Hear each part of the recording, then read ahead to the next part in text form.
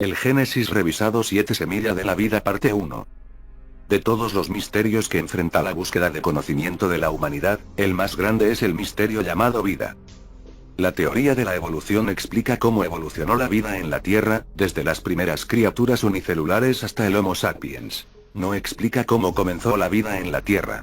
Más allá de la pregunta, ¿estamos solos?, radica la pregunta más fundamental. ¿Es la vida en la Tierra única, incomparable en nuestro sistema solar, nuestra galaxia, todo el universo? Según los sumerios, Nibiru trajo vida al sistema solar. Que era Nibiru que imparte la semilla de la vida a la Tierra durante la batalla celeste con Tiamat. La ciencia moderna ha recorrido un largo camino hacia la misma conclusión. Para averiguar cómo podría haber comenzado la vida en la Tierra primitiva, los científicos tuvieron que determinar, o al menos asumir, cuáles eran las condiciones en la Tierra recién nacida. ¿Tenía agua? ¿Tenía atmósfera?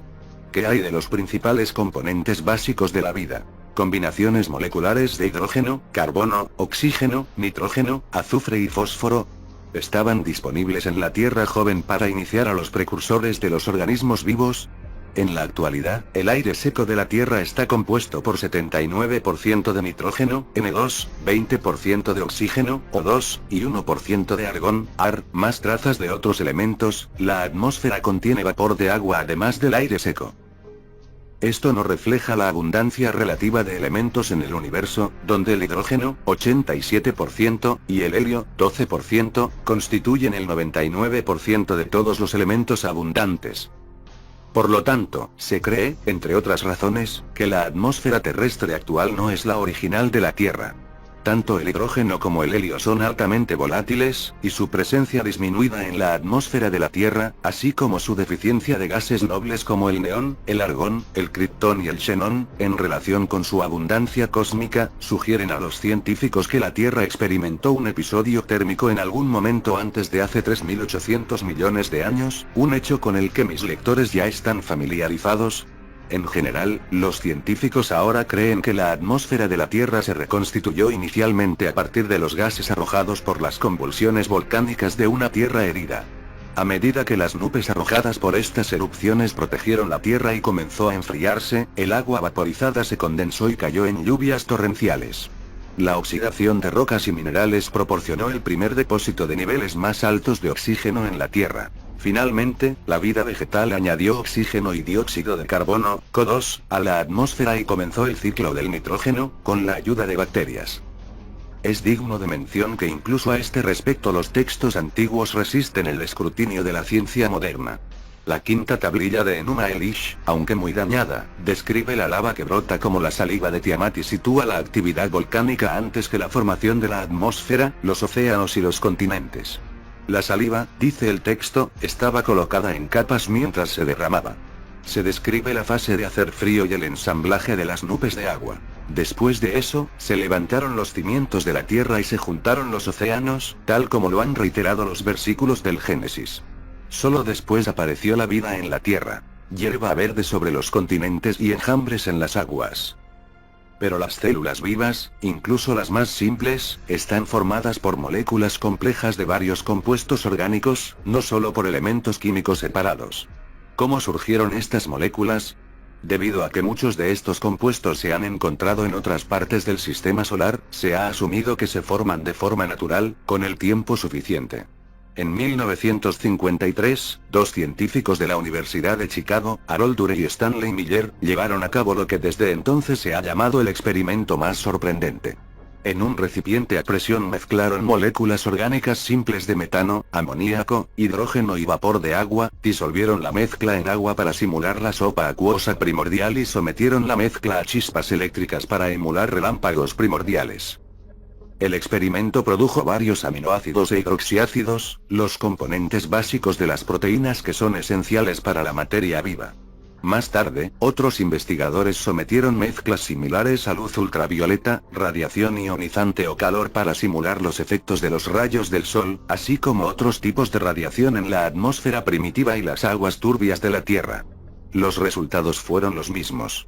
Pero una cosa era mostrar que la naturaleza misma podía, bajo ciertas condiciones, crear los componentes básicos de la vida, no solo compuestos orgánicos simples, sino incluso complejos. Otra cosa era dar vida a los compuestos resultantes, que permanecían inertes y sin vida en las cámaras de compresión.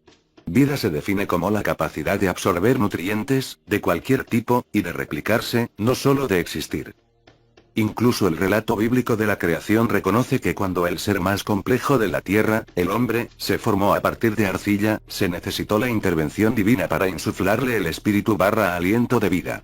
Sin eso, no importa cuán ingeniosamente haya sido creado, aún no estaba animado, aún no vivía.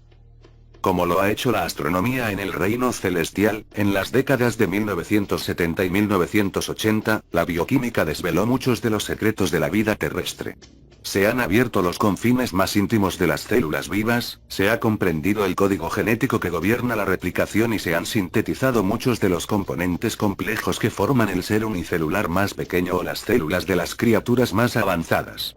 Siguiendo con la investigación, Stanley Miller, ahora en la Universidad de California en San Diego, ha comentado que, hemos aprendido a fabricar compuestos orgánicos a partir de elementos inorgánicos. El siguiente paso es aprender cómo se organizan en una célula que se replica.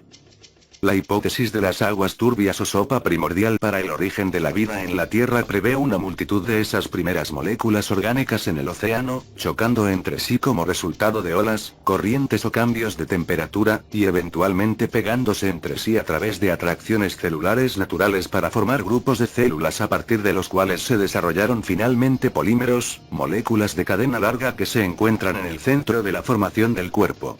Pero, ¿qué les dio a estas células la memoria genética para saber, no solo cómo combinar, sino cómo replicarse, para hacer crecer los cuerpos definitivos?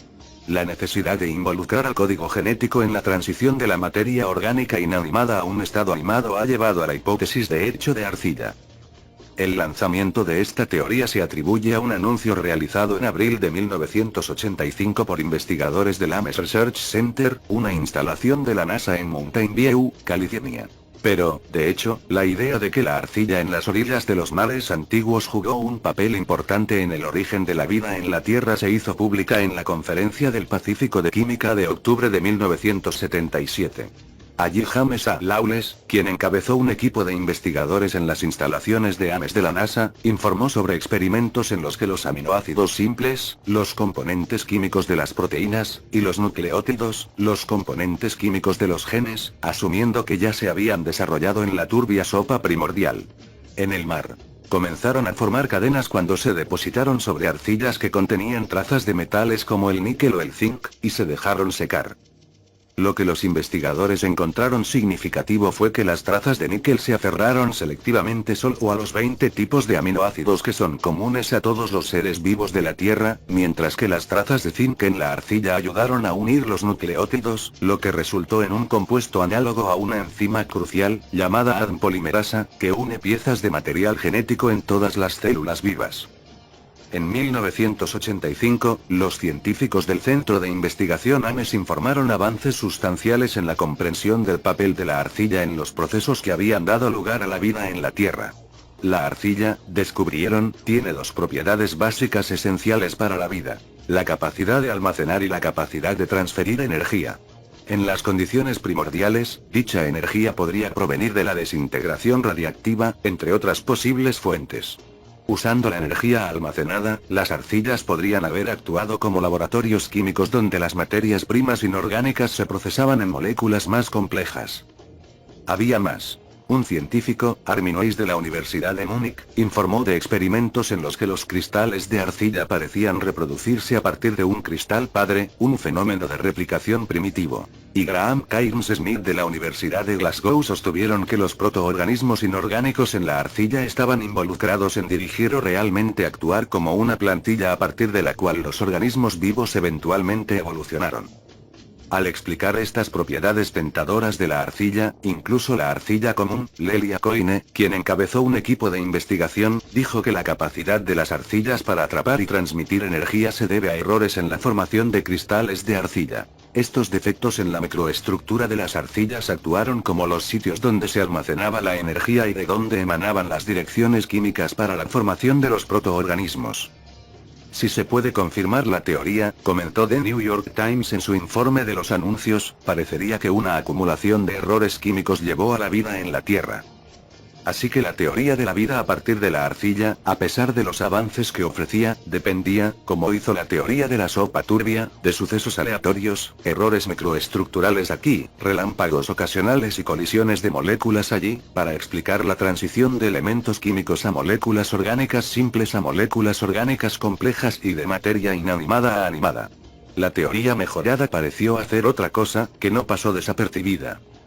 La teoría, continuó The New York Times, también evoca el relato bíblico de la creación. En Génesis está escrito, y el Señor Dios formó al hombre del polvo de la tierra, y en el uso común, el polvo primordial se llama arcilla. Esta noticia, y el paralelo bíblico implícito en ella, merecieron un editorial en el venerable periódico. Bajo el título Arcilla poco común, el editorial decía: la arcilla común, al parecer, tiene dos propiedades básicas esenciales para la vida. Puede almacenar energía y también transmitirla. Entonces, razonan los científicos, la arcilla podría haber actuado como una fábrica química para convertir materias primas inorgánicas en moléculas más complejas. De esas moléculas complejas surgió la vida y, un día, nosotros. Que la Biblia lo ha estado diciendo todo el tiempo, siendo arcilla lo que Génesis quiso decir con el polvo de la tierra que formó al hombre, es obvio. Lo que no es tan obvio es la frecuencia con la que nos lo hemos estado diciendo y sin saberlo.